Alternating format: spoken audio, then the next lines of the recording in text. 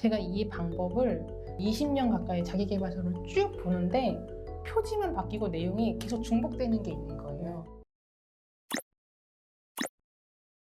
궁금해서 한번 여쭤보는 거예요. 이제 임다혜 작가님은 책도 많이 보고 공부도 많이 하는 그런 스타일로 알고 있거든요. 아닙니까? 잘못 알았습니까? 적당히 그냥 적당히 살고 있습니다. 네. 그 올라오는 책이나 이런 것들 보면 자기계발 이런 것도 되게 관심 많으시잖아요. 이것저것 해본 거 많을 거 아니에요. 뭐 있어요? 가장 대표적으로는 이제 그때는 저희가 아침형 인간 유행할 때가 이제 새벽에 일어났고 아침형 인간. 요즘 미라클 모닝이라고. 그렇죠. 그리고 과거에 시크릿이 있었는데 또 요즘 해빙어로도 다시 나오는 것 같고 맞아요. 보니까 그 무의식적으로라도 내가 불러일으켜야 된다 그래서 노력을 많이 했어요. 뭐 고지서를 받았을 때 돈이 생긴 것처럼 기뻐하라고 막 하고 이런 거랑 비슷하네 진짜. 그리고 심지어 그것도 있었어요. 뭐 남자친구가 안 생겼어. 남자친구가 있는 것처럼 뭐 주차 자리를 비워놓는다거나. 그거 사기 아니야? 조심만 녹화되고. 아 그런가? 시크릿 왜요? 아 그런가요? 아니 근데 약간 심한 것 같은데. 비전 보드에 뭘 붙여놓고 그 매일매일 그걸 보면서 소망하면은 내 무의식적으로 이제 우주가 끌어당겨 준다 그래서 맞아요. 원래는 전지현 사진과 남편감이 될 남자 연예인 사진과 샤넬 가방과 타워 팰리스 사진을 비전 보드에 붙여놨었죠. 아 실제로 그걸 만들어서 붙이기도 했어요? 그럼요, 저 다 해봤어요. 아니 근데 이건 좀 미안한 말인데 전지현 사진을 붙인다고 전지현처럼 돼요. 근데 전염 되는 게 문제 아니라 전염 됐을 때 내가 만족할까? 내가 그런 삶이 정말 되고 싶은 걸까에 대한 어떤 그게 없었어요. 주위에서 그때 매덕 부자 뭐 지금은 10억이 뭐 되게 얼마 아닌 것 같지만 그때는 텐텐이라고 해서 10년에 10억만 벌면은 맞아요. 어떤 인생의 모든 노후 준비면 다 해결되는 시기였거든요. 제가 다 해봤는데 결론은 내가 정말 그걸 원하는 게 맞는지에 대한 확신이 없었어요. 그래서 그거를 찾다 보니까 아 나는 평범하게 남편이랑 아들이랑 이렇게 사는 거. 근데 제가 이거 프로젝트를 블로그에 2018년도에 모두 다 공개하면서 같이 해보자고 해서 몇 개월 몇 분 같이 해봤는데 다 소망이 비슷해요. 떼돈 벌고 100억 보자 200억 보자 포르쉐 끌고 다니고 사실 진짜로 원하는 거는 그냥 뭐 바닷가 보이는 데서 내 건물에서 1층에서 뭐 커피를 한다던가 저도 잘 생각해보니까 뭐 그냥 내가 고깃집 하는 정도 하면 내가 너무 좋지 않을까. 왜 하필 고깃집입니까? 제가 고기를 엄청 좋아하거든요. 월세 대신 고기를 받아도 되지 않을까 하는 마음까지 있을 정도로 그 내 건물에 고깃집에 세를 주고 월세 대신 고기를 받겠다. 이렇게까지 생각을 해보니까 제가 좋아하는 엄청 큰 보쌈집이 한 3억 된 거예요. 상가가. 매매 가격이? 네네.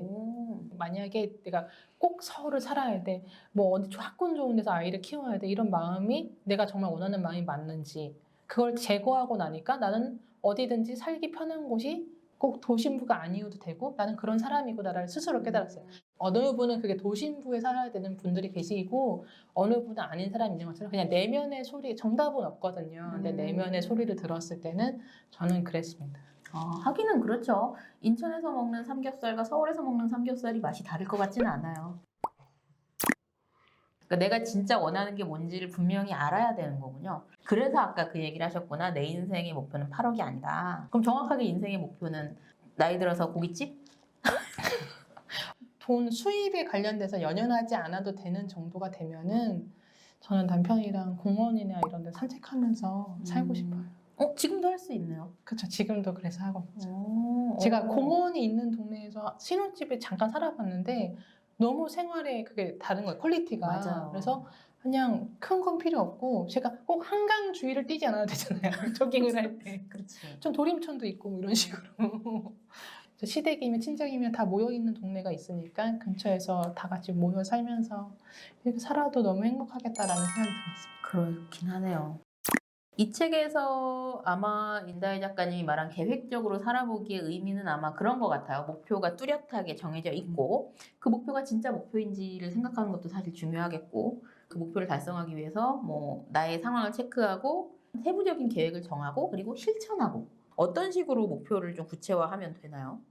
제가 이 방법을 그 20년 가까이 자기계발서를 쭉 보는데 표지만 바뀌고 내용이 계속 중복되는 게 있는 거예요.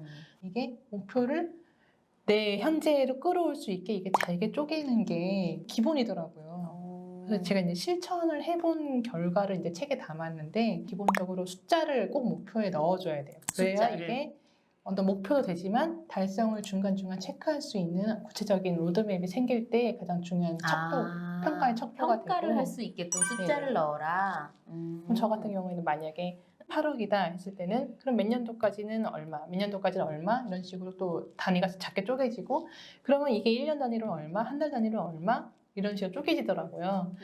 쪼개서 봤는데도 저 같은 경우에는 사실 부족했거든요.